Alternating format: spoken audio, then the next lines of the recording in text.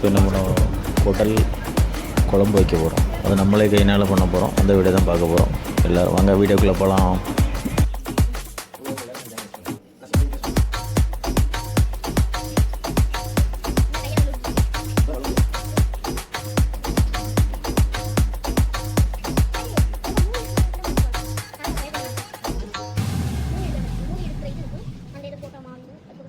Hello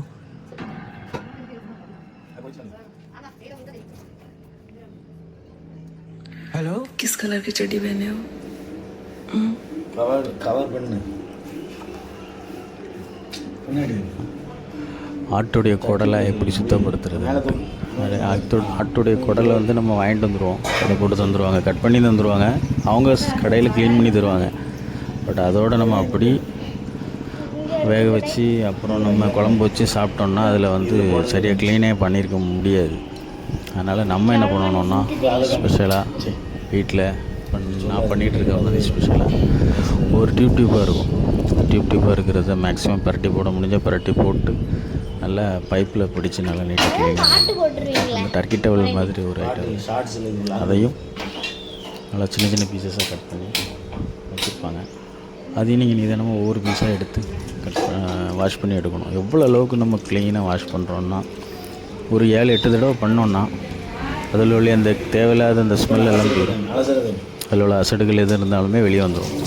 நிறைய பேருக்கு தெரியறதில்ல. ஹோட்டல்லலாம் வாங்கி சாப்பிடுவோம். அப்புறம் ஒரு சில இடங்களில் நல்லா க்ளீன் பண்ணியிருப்பாங்க, ஒரு சில இடங்களில் நல்லா க்ளீன் பண்ணியிருக்க மாட்டாங்க. ஸோ அதனால் ஆட்டுடைய குடல் வாங்கி சாப்பிட்றதா இருந்தாச்சுன்னா நல்லா க்ளீன் பண்ணி சாப்பிடணும். அதில் ஏகப்பட்ட விஷயம் இருக்குது. ஆட்டுடைய குடல், ஆட்டுடைய ரத்தம், எலும்புகள், கால் எலும்புகள், பாயெல்லாம் வச்சு சாப்பிட்ருப்போம், கால் வச்சு. ஆனால் குடலுக்கு நல்லா ஸ்பெஷல் இருக்குது. கிராமங்களில் குடல் நல்லா க்ளீன் பண்ணி தருவாங்க. சிட்டியில் எப்படின்னு தெரியல. ஸோ குடலை வந்து இந்த மாதிரி நல்லா நம்ம க்ளீன் பண்ணி ஒரு கொழுப்பு நிறைய அதிகமாக போட்டு அந்த குழம்பு வச்சோன்னா அந்த குழம்பே அப்படி ஒரு ருசியாக இருக்குங்க. அதாவது இந்த மாதிரி சட்டியில் வச்சு நம்ம எத்தனை இடம் வாஷ் பண்ணுறோம் பாருங்கள். அது வந்து மொத்தமாக நீளமாக தந்துடுவாங்க கடையில். அந்த டியூப் வந்து நீளமாக இருக்கும். குடலுடைய டியூப்பு நீளமாக இருக்கும். ஸோ அதை நம்ம வீட்டுக்கு வந்து திரும்ப நம்ம தேவைக்கு தகுந்த மாதிரி வெட்டி நம்ம பாருங்கள் எப்படி க்ளீன் பண்ணுறோன்ட்டு. இந்த பைப் நள்ளிலே டைரெக்டாக நம்ம பிடிச்சி உள்ள அசடுகள்லாம் போகிற அளவுக்கு திரும்ப ஒரு 7-8 தடவை நம்ம க்ளீன் பண்ணியாச்சுன்னா அதில் உள்ள பேட் ஸ்மெல் போயிடும். அசடுகள் எல்லாம் வெளியே வந்துடும். வலுவலுப்பு தன்மை போய் நல்லாயிருக்கும். அதுக்கப்புறம் நீங்கள் குழம்பு வச்சு சாப்பிட்டு பார்த்தீங்கன்னா அது வேறு லெவலில் இருக்குங்க. இப்போ நம்ம கட் பண்ணுறோம் பார்த்திங்களா, அதாவது ஒரு பிளேட்டை வச்சு, ஏன்னா நம்மகிட்ட வந்து கட் பண்ணுற மாதிரி கீழே வந்து மரப்பலகை எதுவும் கிடையாது. அதனால் பிளேட்டை வச்சு அது நீட்டாக கழுவி ஒன்றா கட் பண்ணி சின்ன பீசஸாக கட் பண்ணி போட்டோன்னா நல்லா வேகும். சின்ன பசங்க சாப்பிட்றதுக்கு சின்ன பீசஸாக இருந்தாச்சுன்னா நல்லாயிருக்கும். இந்த பொங்கல் சோறு, இந்த பொங்கலுக்கெல்லாம் பொங்கல் சோறு இருக்கும். அதாவது வெண்பொங்கல்னு சொல்லுவாங்க. அந்த வெண்பொங்கல் கூட இந்த ஆட்டுடைய குடலை குழம்பு வச்சு இல்லை கூட்டாக பண்ணி சேர்த்து வச்சு சாப்பிடுறதுல அது வேறு லெவலில் இருக்கும். பெரும்பாலும் கிராமங்களில் இது அதிகமாக சாப்பிடுவாங்க. கோயில் குடன்னா அந்த மாதிரி வெண்பொங்கல் வச்சு குடல் வச்சு கறி குழம்பு வச்சு ரத்த பொரியல் வச்சு சாப்பிடுவாங்க. இந்த மாதிரி உணவுகள்லாம் நம்ம வந்து சின்ன குழந்தைகள் கொடுத்தாச்சுன்னா நல்ல ஒரு ஸ்ட்ரென்த்து, ஆரோக்கியமான விஷயம். அதாவது நான்வெஜ் லவர்ஸுக்கு இது ஒரு வரப்பிரசாதம். குடல் கறிங்கிறது வந்து நிறைய பேருக்கு பிடிக்கிறதில்ல. சாப்பிட்டு பார்த்தாச்சுன்னா அதனுடைய சுவையே தனி.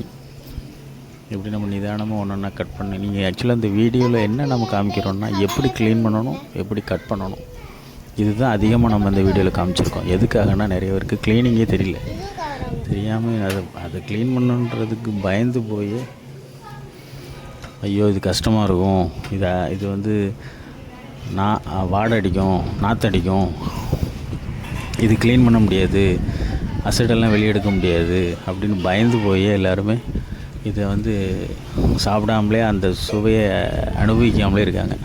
ஆக்சுவலாக இது நல்ல நிதானமாக க்ளீன் பண்ணுற வீடியோ தான் இது. இதை க்ளீன் பண்ணிவிட்டு அப்புறம் குழம்பு எப்படி வைக்கிறோங்கிறதையும் காமிச்சிருக்கோம் அந்த வீடியோவில். க்ளீன் பண்ணி நிதானமாக கட் பண்ணணும். டைமிங் ஆக தான் செய்யும். ஒரு 1 hour ஆகும், இல்லை 1.5 hours ஆகும் க்ளீனிங் மட்டுமே. 1 hour ஆச்சுனாலும் பரவாயில்லன்னு சொல்லி நீ க்ளீன் பண்ணலாம். அதில் வந்து ஆக்சுவலாக நம்ம ஆஃப் அன் ஹவரில் கூட க்ளீன் பண்ணிடலாம், கொஞ்சம் ஸ்பீடாக பண்ணணும். நான் ஸ்லோவாக பண்ணேன், எனக்கு ஒரு 1.5 hours ஆச்சு க்ளீன் பண்ணுறது. டைம் பாஸ் ஆச்சு. சண்டே என்ன சும்மா டைம் பாஸ் ஆகும்ல, அதுக்காக இந்த சண்டே இந்த ஒர்க்கை வச்சாச்சு.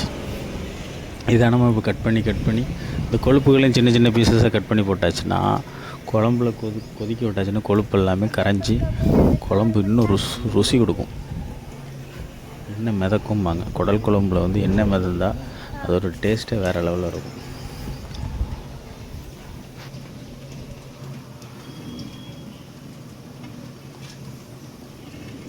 இப்படி சின்ன சின்ன பீசஸ் எல்லாம் பெரிய பெரிய பீசஸாக இருந்துச்சு. எல்லாம் சின்ன சின்ன கடையில் சின்ன சின்ன பீசஸ் கேட்டால் வெட்டி தருவாங்க. நான் வாங்கின கடையில் பெரிய பெரிய பீசஸாக தந்தாங்க. ஸோ அதை நான் நிதானமாக கட் பண்ணி ரெடி பண்ணிகிட்ருக்கேன். இதுதான் அந்த டர்க்கி டவல் மாதிரி இருக்குன்னு சொன்னல, அந்த பாகம்.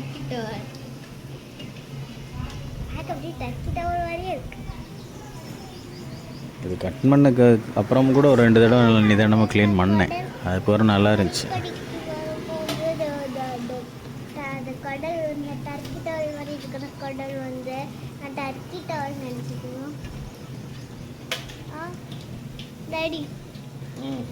ஆட்டுடைய ஆட்டு காலெல்லாம் என்ன செய்வாங்கன்னா, ஒரு ஆட்டுடைய 4 காலையும் கடையில் விற்பாங்க. அதை வந்து முடியோடு இருக்கும்.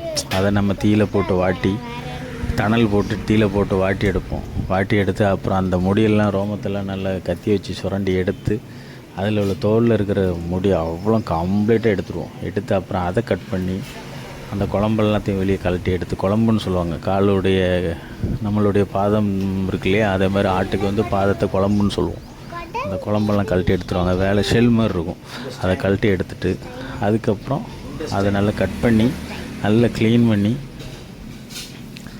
அதை திரும்ப ஆட்டுக்கால் குழம்பு வைக்கலாம், இல்லை நம்ம சூப் செஞ்சு சாப்பிட்லாம். ஸோ அதெல்லாம் ரொம்ப ஸ்டெமினா, கால்சியம், அயானு எல்லாமே அதில் இருக்குது. ஸோ இதெல்லாம் சாப்பிட மறக்காதீங்க. இந்த மாதிரி உணவுகளை நம்ம கண்டிப்பாக எடுக்கணும் லைஃப்பில். ஸோ ஆட்டுடைய கால் வந்து கிடைக்கிறது இல்லை இப்போ அதிகமாக. கடைக்காரங்கிட்ட சொல்லி வச்சு தான் வாங்கணும் ஆக்சுவலாக. ஸோ அப்படி வாங்கினோம்னா அது நல்லாயிருக்கும். வாங்கி சாப்பிட்டு வரும். இந்த குடல்லாம் க்ளீன் பண்ணி ரெடியாக வந்துடுச்சு.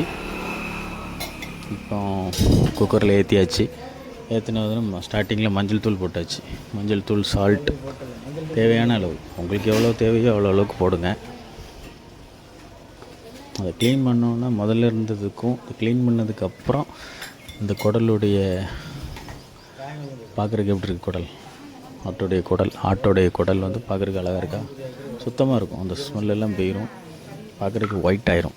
ஸோ இதுதான் விஷயம். நல்லா கலர்ஃபுல்லாக இப்போ டார்க் கலராக இருந்தது ஒயிட் ஆகிட்டுனாலே நம்ம கரெக்டாக க்ளீன் பண்ணிட்டோன்னு தான் அர்த்தம். ஸோ இதிலே நம்ம என்ன பண்ணலான்னா, இதுக்கு மேலே மசாலா தூள்லாம் போட்டுக்கலாம். முதல்ல உப்பும் மஞ்சள் தூளும் போட்டு நல்லா கொஞ்சம் கொஞ்சமாக வேக விட்டு கிளறி விட்டுக்கிட்டே இருக்கணும். அதுக்கப்புறம் மசாலா தூள், பட்டை, ஏலக்காய், இஞ்சி பேஸ்ட்டு இல்லாமல் இஞ்சி பூண்டு பேஸ்ட்டு அரைச்சி கண்டிப்பாக போடணும். ஏன்னா அப்போ தான் அதோடைய மனம் கூடும், நமக்கு டைஜஸ்ட் ஆகும்.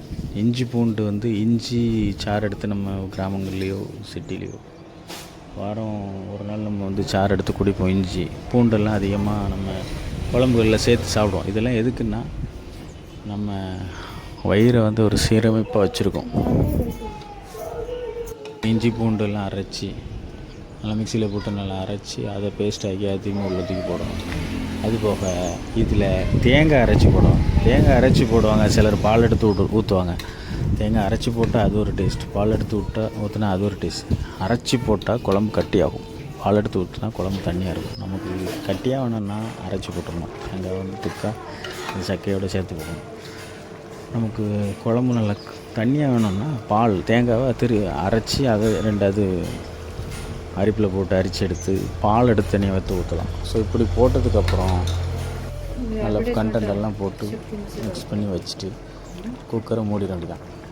ஒரு 5 விசில் கொடுத்தீங்கன்னா இந்த மசாலா பொடி போட்டாச்சு, சக்தி மசாலா போட்டாச்சு. நம்ம சக்தி மட்டன் மசாலா தூக்கி உள்ளே கட்டியாச்சு. இது அவ்வளோ ஒரு மனமாகவும் இருக்குது. ஆக்சுவலாக குடலுக்கு வந்து சக்தி மசாலா எப்போவுமே நல்லாவே இருக்குது. நான் இது பயன்படுத்தினாலே சக்தி மசாலா கொஞ்சம் பெட்டராகவே ஃபீல் பண்ணுறேன். ஸோ அதனால் இதை விட நம்ம வீட்டில் வந்து அரைச்சி மட்டன் மசாலாம் ரெடி பண்ணி வச்சுருந்தோம்னா அது யூஸ் பண்ணோன்னா அது வேறு லெவலில் இருக்கும். ஆனால் அது யாருக்குமே இப்போ செய்ய தெரியறது இல்லை, ரொம்ப மறந்துட்டாங்க. பழைய ஆட்கள் எல்லாமே சின்னவங்களுக்கு கற்றுக் கொடுக்கல, சின்னவங்க எல்லாமே ஹோட்டலில் சாப்பிட்டு பழகலாம். ஸோ அதனால் லேட்டஸ்ட் ஜெனரேஷன் எல்லாமே ஹோட்டல், நம்ம 2K கிட்ஸ் எல்லாமே ஹோட்டலில் சாப்பிட்டுட்ருக்கோம். ஸோ வீட்டில் கரம் மசாலா ரெடி பண்ணி வச்சுருந்தா, கறி மசால், அதாவது மீனுக்கு தனி மசாலா, மட்டனுக்கு தனி மசாலான்னு சொல்லி நம்ம வீட்டில் எப்போவுமே ரெடி பண்ணி வச்சுருப்போம். அதுக்கெல்லாம் பயன்பாட்டுக்கு கொண்டு வந்து அதை நீங்கள் போட்டு இந்த மாதிரி குழம்பு வச்சு சாப்பிட்டு பார்த்தீங்கன்னா வேறு அளவுக்கு டேஸ்ட்டாக இருக்கும். இப்போ ஆக்சுவலாக ஓரளவுக்கு 75% நம்ம குழம்பு ரெடி, ஆனால் கறி வேகலை. ஸோ அதனால் என்ன செய்ய போகிறோன்னா, இதை அப்படி குக்கரை மூடி வச்சுட்டு ஒரு 5-6 விசில் விடணும்.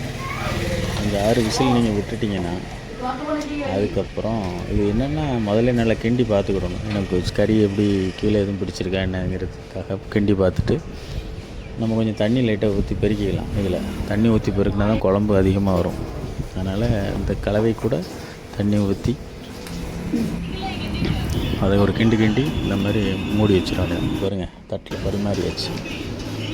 நம்ம இப்போ என்ன பண்ணிகிட்ருக்கோம், சாப்பிட்டுருக்கோம். அதாவது வெண்பொங்கலுக்கு இந்த குடல் குழம்பும் மட்டன் சுக்கா கூட்டும் வச்சு நான் இப்போ ஒரு பிடி பிடிச்சிட்டு இருக்கேன்.